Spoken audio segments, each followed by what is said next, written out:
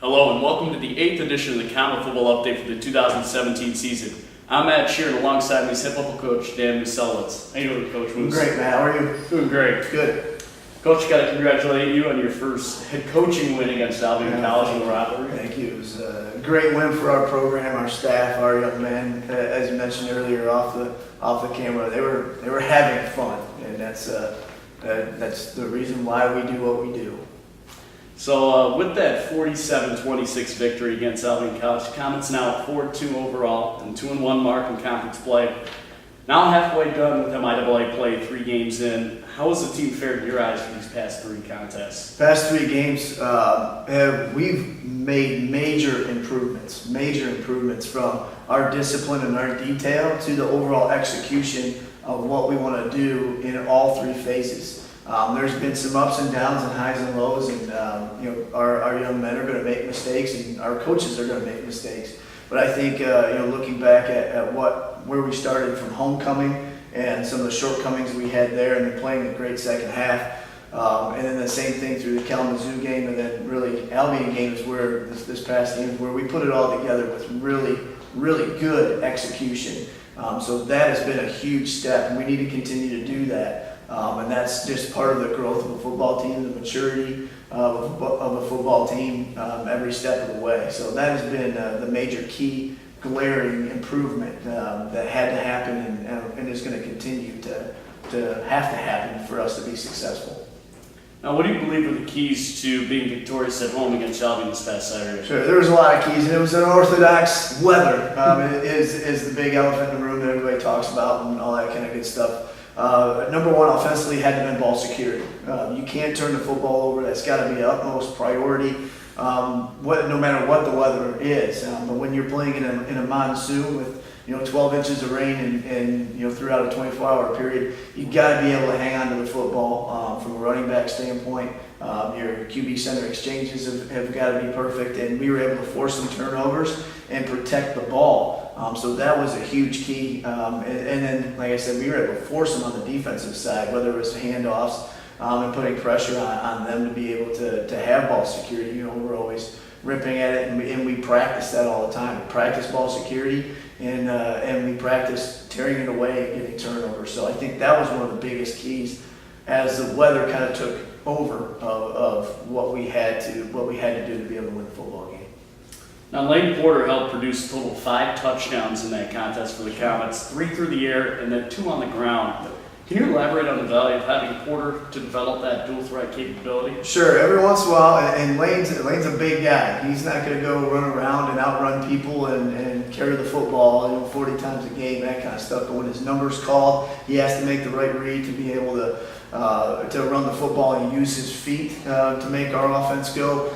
He certainly can do that, and he's not he doesn't shy away from contact. You saw that a little bit in Kalamazoo last week, where he was able to pull it on some of the reads that we were making. And so Lane is certainly important to be a dual threat quarterback, but he's throwing the ball at a very high level right now, very accurate, and making great decisions. And that's his big improvement.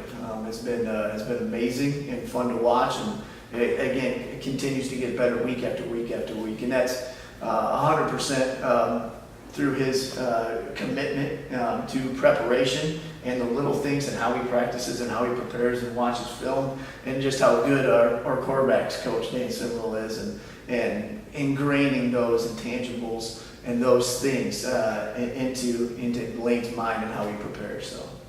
Now, Porter has thrown now 115 pass attempts since his last interception. With that in mind, what does that say about, that's pretty incredible to say at least. What does that say about your quarterback and his consistency and his way to, his maturation process has gone so far? Sure, we'll knock on wood with that one. Yeah, but like I alluded to earlier, Coach Musielewicz is one of the best coaches in the country, and he's proven it through his resume and just the kind of man and person he is, and how he teaches. Just a great teacher, and Lane's clung onto that and has been a sponge as far as the little things that make you a great quarterback, let alone the preparation in the film room and what he does physically bring to the table of where you are mentally, just how important it is for our game and for that position to be mentally in tune with what we're doing, processing the field, knowing where to go with the football, and then delivering it there on time and accurately. So that is certainly has been a great maturation process for Lane, like we talked every week. We've mentioned Lane almost every week, and just excited to see how he continues to do that. And our guys are continuing to get better. It's a testament to their commitment that they want to take one opportunity at a time and focus on one practice at a time to get better at what they're doing. Now, Jerome Washington had a career game high with, and just mind-boggled by this number, 265 rushing yards on 30 carries, with 2 rushing touchdowns, and those rushing yards, third most in a single game in school history. Yep. What did you see on Saturday that propelled him to have such a big game? A lot of those yards are after contact too, and a lot of that goes to number one, Coach Rumsey's game plan and his adjustments as the game went on with the weather. The 5 guys, and really we rotated some guys up front. There was 8 guys that played a lot up front that just kind of had that physicality, including our tight ends, H-backs that get into the run game as well. That mentality was a big thing. And Jerome ran maybe a little bit different. He got downhill, and he's a big guy, 240 pounds, and you have a day where he has to be able to run well, and we have to be able to run the football. When you're in a monsoon and hang your hat on that, it's something that our guys love to do, number one, and did a great job saying, okay, this is what we're doing, and we're going to be able to run it downhill. And Jerome was able to get downhill and break tackles, which were a big thing to rushing for that many yards. You don't just pick him up on little 4 to 8 yard chunks. He was able to break some big ones, a couple 50-yarders, which is awesome, which has made our offense go for sure. Now, early in the game, defensively, the Comets were susceptible to the run. I mean, as we previewed last week, as Kyle Thomas was able to spread out the Comet defense. Right. But later in the game, however, the Britons were unable to move the football as well against the Comets in that second half. What do you attribute to the defense stepping up in that second half to? Right. Well, we had a great game plan, and we were able to execute that game plan. And Thomas is a very mobile and athletic quarterback, and he was able to hit a couple seams early. He's explosive. That didn't necessarily catch us off guard, but they're a good football team, a good offensive football team, and he's a tough guy to bring down. So Coach Maloney did an awesome job making some adjustments to some of the things that we were doing defensively. Concentrate on keeping him in the pocket for sure, which is something that we talked about all week long. And then just being disciplined with where we were in our gap up front, and then making the play when it came to us, and being able to quote unquote wrap up, to clamp up. We like to talk about when we teach tackling on an athlete that you have to tackle out in space. So that was the key. It was making a small, quick adjustment and then playing really good, disciplined defense.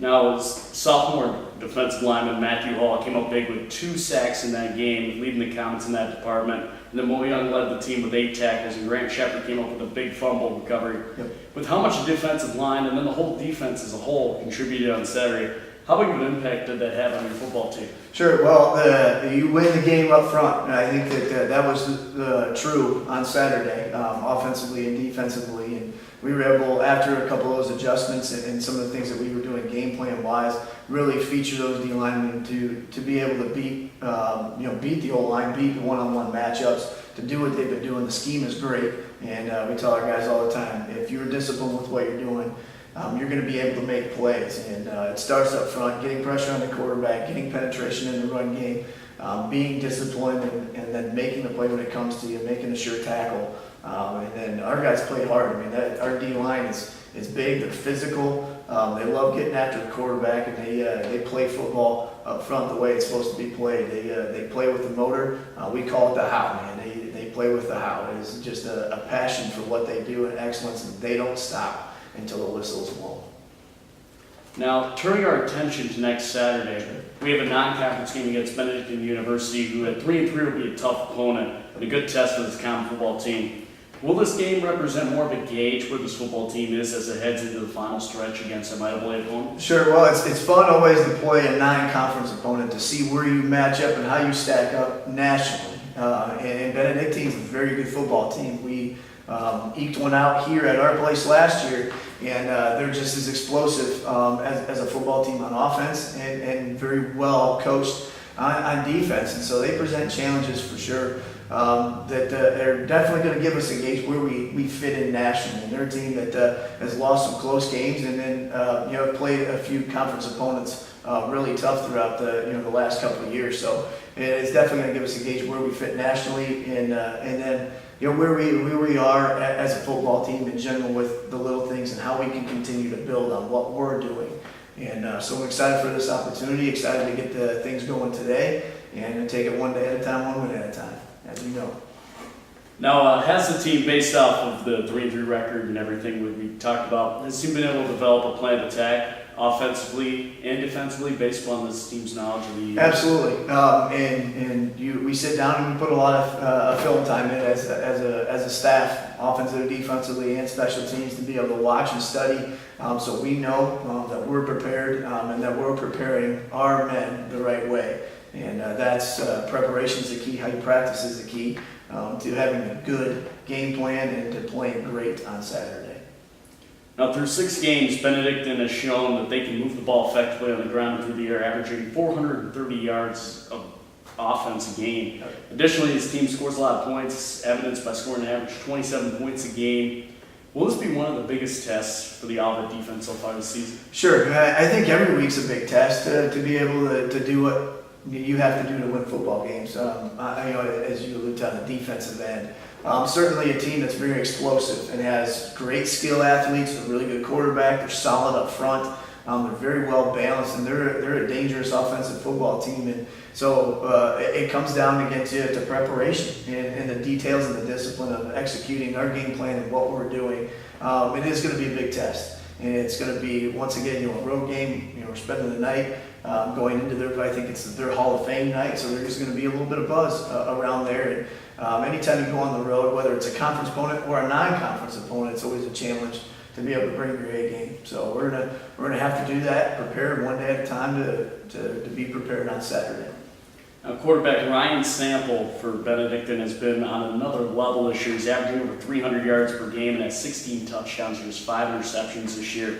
With his ability to put up big numbers week in and week out, how important will it be to put pressure on Sample? Sure. Well, he's a good quarterback, and he's accurate when he's throwing the ball downfield. He's accurate in a quick game.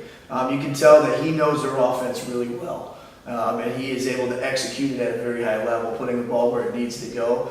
And so certainly you got to put pressure on a quarterback no matter what, but you got to play discipline on defense when you look at certain things that they do offensively, and having guys line up correctly and get to where they need to be correctly to maybe change some reads or certainly put pressure on them. There's the old saying that I think Mike Tyson always talks about everybody's got a plan until you get hit or you're punched in the face 1 or 2 times, and then things can change in how you react. So he's a good quarterback, and we're going to have to game plan for him and prepare for him as well as their offense. Now, final question. The team now has the non-conference game in the middle of the conference schedule. This is more of a personal question on your level. Okay. Would you prefer to play all non-conference games at the beginning of the season, so then you could play the MIAA schedule without that non-conference game, Sure. splitting it up? Sure. I'm sitting right in the middle on the fence of this one. For so many years, that's what we had done. And you get a lot of things out of the way and a lot of kinks worked out. There's positives and negatives to both sides of this. I like taking that break. And again, like we talked about earlier, seeing where you fit nationally and against a really good football team, but does it throw off your rhythm? I don't know. So I'm sitting right on the fence, and whether it's Benedictine or it's anybody within the conference or teams we play week 1, you line up, you play good disciplined football, no matter who the heck you're playing against, and that's what we talk about our guys is no matter who they line up against. You play your game, you play good, solid football, and we go out and we play to win. So thank you, Coach Bruce. Good luck this week, and look forward to talking to you next week. No problem. Thanks a lot, Matt. Our next guest in Comet Football Update is junior linebacker Mo Young. How you doing, Mo? Good, how are you? Doing good. Mo, congrats on that win against Albion College. I do got to congratulate you on that. And you ended the game leading the team with 8 tackles on Saturday. And I do gotta ask you, because that weather out there was a little shaky with the rain and everything. Was it hard to make tackles on that field in those adverse weather conditions? Actually it wasn't, because I've played in weather like this before, so really it was just being prepared, and I didn't wear gloves, and I had 2 pairs of cleats that I went through, and probably about 6 pairs of socks, so really it was just being prepared because we knew the weather was going to be pretty terrible, so that's about it. And now I got to ask you about Albion's quarterback, Kyle Thomas, because he could run. He was elusive in that pocket early and ran for some big yards in the first half. But in the second half, however, it was a different story with Thomas getting pulled in favor of Sam Blanzy. As a member of that defense for the Comets, what do you think attributed to you guys having the defense being able to hold the Britons basically in that second half to just 1 score?